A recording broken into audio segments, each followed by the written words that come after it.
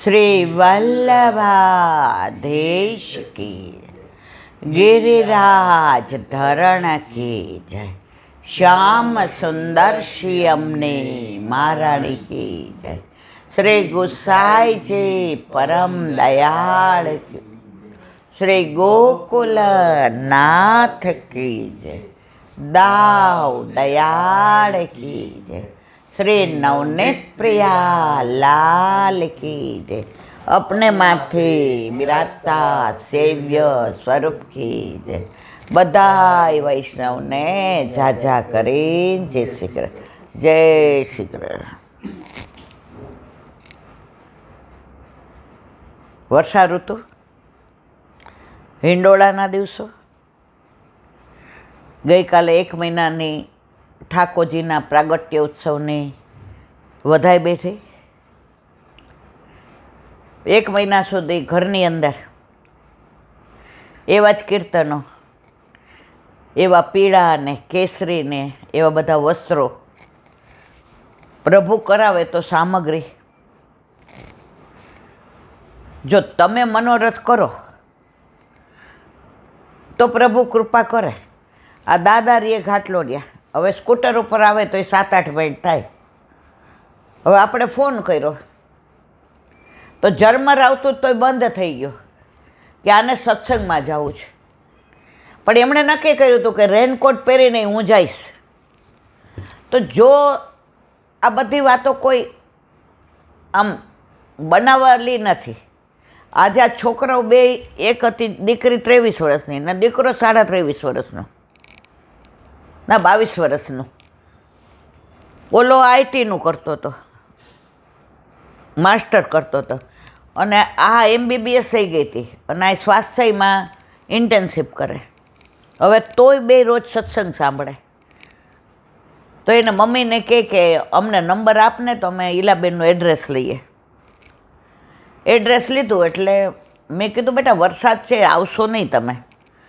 પલળતા વરસાદમાં ભાઈ બેન આવ્યા ને, અને આવીને આંખમાંથી પાણી કે મારા મમ્મી એવું કહેતા હતા કે અમે તો ગામડામાં રહીએ, ક્યારે ઈલાબેનને જોશું, તું એને વાલ કરજે, તું એને ભેટજે।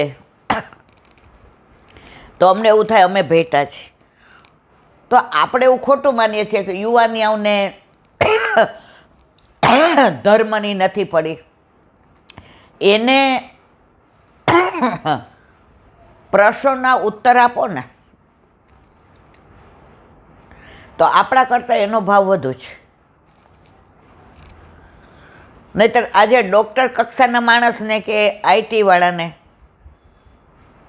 એની પાસે ક્યાં સમય હોય છે? MDનું કરતા હોય કે માસ્ટરનું કરતા હોય, પણ એ કે છે રોજ અમે સમય કાઢીને સત્સંગ સાંભળીએ છીએ। હવે ભાઈ રહેતો તો બીજી જગ્યાએ પીજીમાં, બેન રહેતી હતી બીજી જગ્યાએ, તોય 2 જણા આવ્યા પલળતા પલળતા। તો મારો કહેવાનો આશય એ છે, કૃષ્ણ એવો છે જે બધાને ગમે છે, કૃષ્ણ એવો જે બધાને પ્રિય છે અને સાક્ષાત છે। તમને બધા ભગવાનની બીક લાગે હો, કૃષ્ણની કોઈને બીક ન લાગે। આરાધ્ય હાવ નાનો હતો, બેસતા ને સહેજ બોલતા શીખો એટલે આવે, બા ઓ મારા ખોળામાં દે, ભલે પૂરા વાક્ય નહોતો બોલતો, કારણ આના હાથમાં કોઈ શસ્ત્ર નથી। આના શૃંગાર જુઓ, તમને બધાય ગમે એવા, આના વસ્ત્રાભૂષણ જુઓ। તમે બીજા ભગવાનને કયા વસ્ત્રાભૂષણ કરો? તો કૃષ્ણ બધાને વાલો છે। હવે હમણાં રોજ 1-2 ફોન આવે છે કે ઈલાબેન હમણાં અમે ઠાકોરજી પુષ્ટ કરાવ્યા। હવે દર વર્ષે અમે રાત્રે 12 વાગે નંદ ઉત્સવ કરીએ, તો અમારા ઠાકોરજીને જગાવીને પલને ઝુલાવાય, અમારા બધા સગાવાલા આવે ને અમારા ફ્લેટવાળા આવે ને મારા વાલા રાતના છે ને જન્માષ્ટમીને રાત્રે પુરુષોક્તના 8.5 શ્લોક બોલાય, મહાભોગ આવે, અંદર કેટલું બધું થાય પછી ઠાકોરજી જાગે. એ આપણા ઘરે તો શક્ય નથી. અને સૌથી વિશેષ છે કે તમે બહાર ફ્લેટમાં નીચે પાર્કિંગ હોય કે તમારું ગ્રાઉન્ડ હોય ત્યાં ઠાકોરજીને પધરાવો. બધાય અન્ય માર્ગે તમે ઠાકોરજીને ઝુલાવે ને પૈસા મૂકે ભેટ.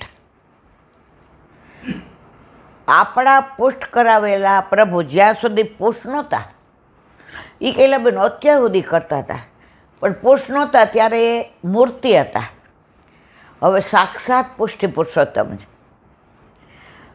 તો હવે તો બધા અડે કરે, દર્શન કરે, તમારી 1 વર્ષની સેવા જાય. આપણે નોમના દિવસે આપણા ઠાકોરજીને પલને ઝુલાવવાના અને નંદ કે આનંદ ભયો જય કનૈયા લાલ કે પંજરી કરીએ ને સૂકો મેવોય તળીએ ને સામગ્રી બધી વિધવી જાતની કરીએ ને પલના શણગારીએ ને જે આપણો મનોરથ હોય ને. હવે લોકો માટે નથી, પહેલાં આપણે કરતા જ લોકો માટે. બધા વખાણ કરે, હા હા હા આમના ઘરે નંદ ઉત્સવ હોય ને એની તોલે કોઈ ના આવે. અને પછી બધાને ચા નાસ્તો આપે. હવે તો તમે ક્યાંય પણ બાળ ઓલામાં જાઓ, બાલ આશ્રમમાં, આપણે રાજકોટમાં છે, તો ત્યાં તમે બધું જાહેર જ હોય. પણ તમે દત્તક લઈ લ્યો ત્યાંથી ને. આપણે તો દત્તક નથી લીધા, આપણા ઠાકોરજી તો આપણા જ છે. અને છોકરું ઘરે આવે પછી ત્યાં જાહેર પ્રોગ્રામ હોય તો તમારા છોકરાને મોકલો. હવે બેટા તું ત્યાં નથી રહેતો, હવે તો આ તારું ઘર છે. એમ પુષ્ટ નહોતા થયા ત્યાં સુધી ઠાકોરજી જાહેર કરાતા હતા. હવે તો આપણા થઈ ગયા, આપણા માથે બિરાજે. વલ્લભે કહી દીધું. અત્યારે જો કોઈ એમ ન કે તમારા ઘરે ઠાકોરજી બિરાજે છે, શું કે તમારા માથે કયું સ્વરૂપ બિરાજે છે? માથે છે. દુનિયામાં નો કે સર કટા શકતે હે લેકિન સર ઝુકા શકતે નહીં. તો સરથી ઊંચું કોઈ નહીં. હા, સરથી ઊંચું માથે ઝાંપી દે. આપણા માથે કોણ બિરાજે છે? આપણા ઠાકોરજી. ઓલું એક છે પણ મને બહુ યાદ નથી. रात को खिले कुमुदिनी, रात को खिले कुमुदिनी, चंद आकाश में, वल्लभ मेरे मन बसो, तेरे चरण की आस. તો આપણે તો વલ્લભે આપણા માથે, આપણા ઠાકોરજી માથે પધરાવ્યા છે. પણ આપણે બધાય કેવું સેવામાં સાથે હોય છે પણ પાસે નથી હોતા. સાથે હોય છે, પાસે હોય છે, પણ એના સાનિધ્યને મહેસૂસ નથી કરતા. એ જ્યારે મહેસૂસ કરીએ ને, અમે હોલમાં સુબોધિનીજી વાંચીએ તો એમાં કાલે એ જ આવ્યું કે વેણુ ગીતમાં ઠાકોરજી વેણુનાદ કરીને બોલાવે છે. કેટલું ગોપીને પાછું જવાનું કહે છે. પાછા ન ગયા તો પ્રભુને પામી ગયા. એમ ઘણાય ઠાકોરજી નથી પધરાવતા, એને પાછું કદાચ બીજા જન્મે, પણ જે પધરાવી લે છે ને એ પ્રભુને પામી જાય છે. એ સંસારમાં રહીને શ્યામને પામે છે. અને ઘણા ઠાકોરજી પુષ્ટ કરાવ્યા વિના મેં બધું છોડી દીધું છે, મને હવે સંસારમાં રસ નથી, હવે હું મારી રીતે સાવ સાદી રહું છું. આપણા ઠાકોરજી કહેતા જ નથી સાદા રહ્યો. મને તો સૌથી વધુ શોખ હોય તો કપડાનો ને દાગીનાનો. આટલા વર્ષે મને ક્યારેય એવું નથી થતું કે બધું છોડી દેવું જોઈએ. આપણા ઠાકોરજીનો વૈભવ જો આવો સુંદર હોય તો આપણો હોય જ. અને આજની તારીખમાં પણ કાલે આપણો વલ્લભકુળના પ્રતાપનો પ્રસંગ જોયો. હવે આ દાદા 12-13-17 વર્ષ પહેલાં 17 વર્ષ પહેલાં ને 17 વર્ષ પહેલાં પરિક્રમામાં ગયા હતા. એ તો દર વર્ષે કરે જ, કેટલી કરી એમને ખબર નથી. પાછી ચાલીને અને ઠાકોરજી પધરાવીને જવાનું, લૌકિક બોલવાનું નહીં. તો એમણે સરસ પોતાની હયાતીનો એક પ્રસંગ કીધો કે લીલી પરિક્રમામાં દર વખતે બધા જ પરિક્રમાવાળા બેલવનમાં ખીચડી ખેલનો મનોરથ થાય ને થાય. અને આપણા બેયનો પ્રિય ખીચડી ખેલ. અમે તો બે એકલા ગયા હોય ને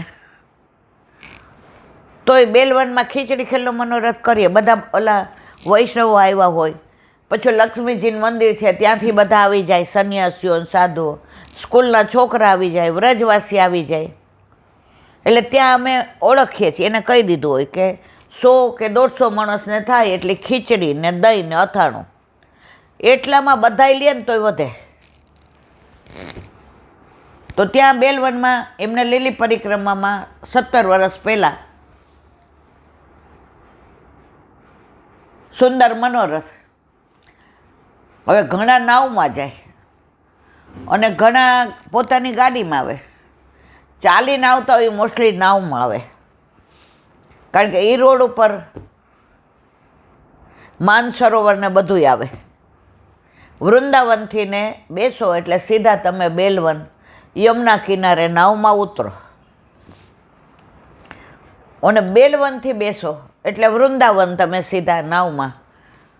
તો દાદા કહે અમે 7-8 વૈષ્ણવ હતા અને એક જે હતા અમારી સાથે. નામ એટલે ન દેવાય, પ્રગટ કરે રસ જાય. હવે જે નાવમાં બિરાઈ જાય, પહેલાં જે બિરાઈ જાય, પછી અમે બધા 7-8 વૈષ્ણવ બેઠા. એમણે આજ્ઞા આપી એટલે. અને યમુનાજી ભરપૂર. ત્યાં એક કબૂતર ઉડતું આવ્યું. અમે આટલા હતા ને તો અમારે કોઈની પાસે ન આવ્યું. જેની ગોદમાં બિરાજી ગયું. હવે બધા એને જેને શ્રમ પડે એટલે ઉડાડવાનો પ્રયત્ન તો કરે ને. એટલે બધા એને ઉડાડવાનો પ્રયત્ન કર્યો પણ ઉડ્યું નહીં. એટલે જે એને કીધું ભાઈ રહેવા દો, એ શાંતિથી બેઠું છું, મને કાંઈ નડતું નથી, ભલે ને બેઠું. પણ બધાને એમ થાય કે આપની ગોદમાં હોય, આપ હલન ચલન ન કરી શકો, આપના પગ ચરણ અકળાઈ જાય. એ કે કાંઈ નથી થતું, બેસવા દો. બેલવનથી નીકળ્યા અને વૃંદાવન આવ્યું. એ કબૂતર ચૂપચાપ બેઠો રહ્યો, ન બોલવું, ન ઉડવું, ન પાંખ પેલી કરવી, ન ચાંચ. શાંતિથી ગોદમાં જાણે આમ બસ એને જાણે મંજિલ મળી ગઈ હતી. બેઠું રહ્યો. વૃંદાવન ઉતર્યા.